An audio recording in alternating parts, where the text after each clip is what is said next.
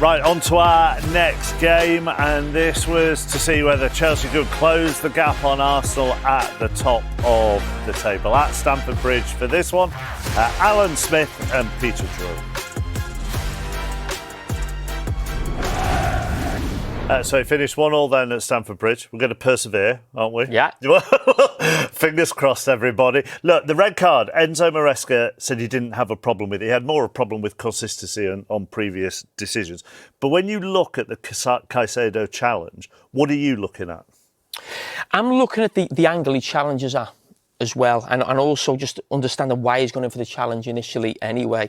So we just want to run it on. I just want to highlight where the two players are initially now. So we just stop it now.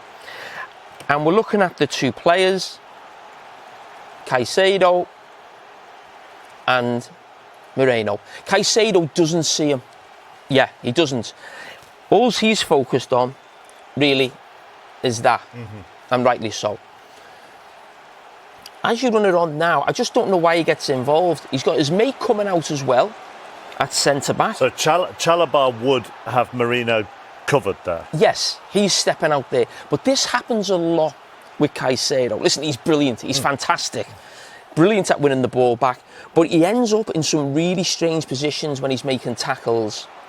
Now, he ends up with a situation now as he comes across. And I'm not just talking about the nature of the tackle.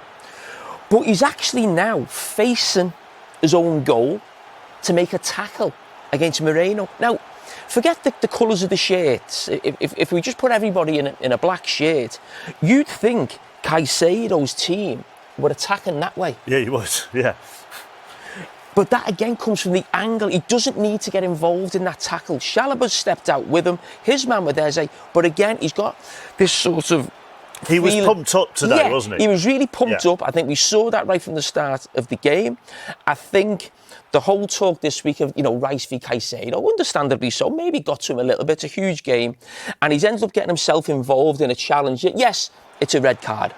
But where he comes from, the angle of the challenge is just daft to get involved in a tackle like that. He doesn't need to. We've looked at it again. It's just above the ankle. And when you see the ankle buckle a little bit, I think that's always a sort of a real giveaway for VAR to make sure that they give the red card. It's his first red card for Chelsea. He is actually going to be suspended for the first game of the World Cup next year because he got 2 yellows in the qualifier, unless he gets a visit to the White House, and then maybe that might change for the opening game of the World Cup. Who knows? But when you look at him domestically, he makes more fouls to tackles than most other players in the Premier League. Now, is that youth and all-action style and something that may change? I hope it changes. Yeah, because listen, he's a brilliant player. He wins the ball back fantastically well. But I think he does have a tendency, and I'm quite surprised, really. It's only you mentioned his first red card. I remember a challenge, I think, in the Carabao Cup final in Gravenberch a couple of years ago as well. And I don't think it's because he's so much a nasty player. I think at times he can look clumsy. And some of the angles he comes in with the challenge, and that was a case in point, really, where he ends up facing his own goal to win a challenge when basically he's got someone else coming behind him and he just doesn't need to get involved. So you just got to be careful with that. But as I said, he's a fantastic player, but he definitely needs to learn from that. And I'm sure the manager, if he's come out and said it was, a definite red card, that's really good to hear, and I'm sure he'll speak to him. It's not often, is it, at the moment, when we analyse set pieces in a game involving Arsenal, that they're on the receiving end of it. And we're going to look at the first goal that Chelsea scored, the only goal that Chelsea scored, which is Trevoh Chalobah from this corner. Yeah. And as I said, we don't talk about Arsenal so much. It was something we highlighted last season, actually, that they had a little bit of a problem defending set pieces, not so much scoring, as we know. But Chalobah, who actually thinks been outstanding for Chelsea this season, I speak at times about maybe a lack of a top centre-back, but he's been excellent this season. He's involved with Timber there as well. And it feels like a lot of the Arsenal players are actually more concerned with stopping a man than actually going to win the ball. I think Timber's the same. And I think Mosquera here at the back post, he seems obsessed with Enzo, rather than just trying to head the ball out. He is on the line at the back post. But what I would say is I think Chelsea deserve that. And what was really interesting in the game is Chelsea have got really good experience, unfortunately, of going down to 10 men. But we've been critical this season of how Maresca's gone about it. going with 10 men. We mentioned going to a back five, I think, at Manchester United. I think certain substitutions at home to Brighton as well. But in this one, they still had a threat going forward, in even later in the game as well. And his substitutions were like for like as well, weren't they? I mean, Garnacho for Estevao, Delap came on for João Pedro. So as you say, it's not like they retreated. They tried to stay on the front foot. Yeah, as I said, if you go through Maresca's time at Chelsea, you think of the Club World Cup as well, maybe the end of last season as well, there was a couple of red cards for Jackson. They've never really got positive results. We all know it's tough, but you shouldn't get beat every time you go down to 10 men. And today's a case in point. They're playing against the best team in the country, and they've got a 1-1 draw, and it was fully deserved. As far as the equaliser that they conceded? Yeah, I think he'll be disappointed with this, and the reason being why is, if you're going to lose a goal when the opposition have got the extra man, you want it to be for that reason, that they've got the extra man. And it wasn't really the case, because football is a numbers game. And when we look at the situation now, when the ball comes in the box eventually, you'd expect this, Arsenal to have decent possession, build up into the attacking third. But this is where it changes. And I just want to highlight this battle here. So what you've got is, you've got Fofana, Merino. Yeah. Okay? So he's the goal scorer. Fofana's up against him now.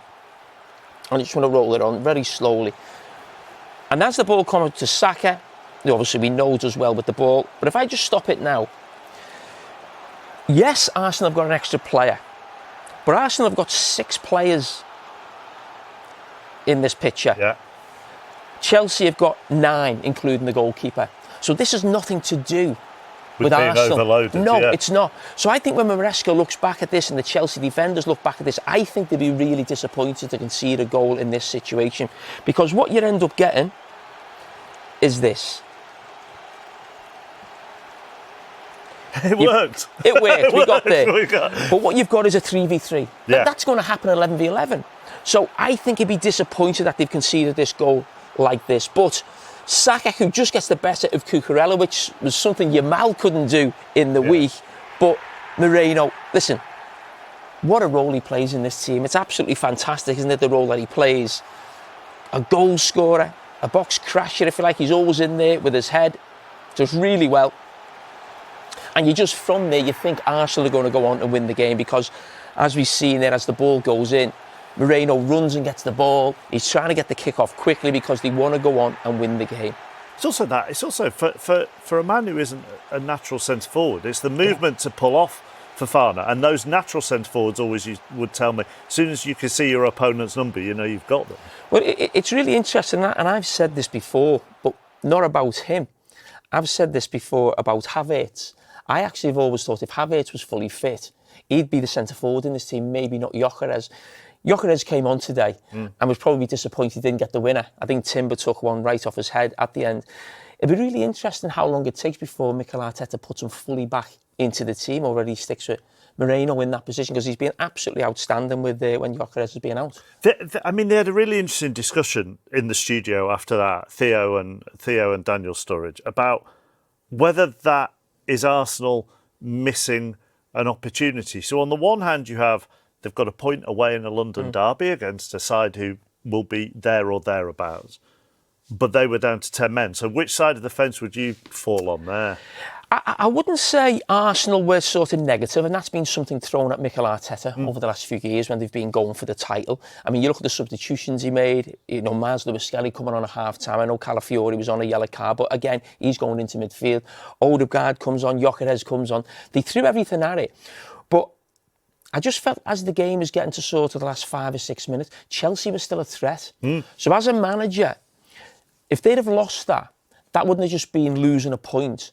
Psychologically, to lose against 10 men in a London derby, I think would have been a big blow. You've seen the Arsenal players at the end of the game. They looked a little bit deflated, but it's not a bad point. And I think it's not so much about giving criticism to Arsenal for not going on to win the game. I think we should credit Chelsea, who thought were outstanding with 10 men. OK, it still gives Arsenal a buffer at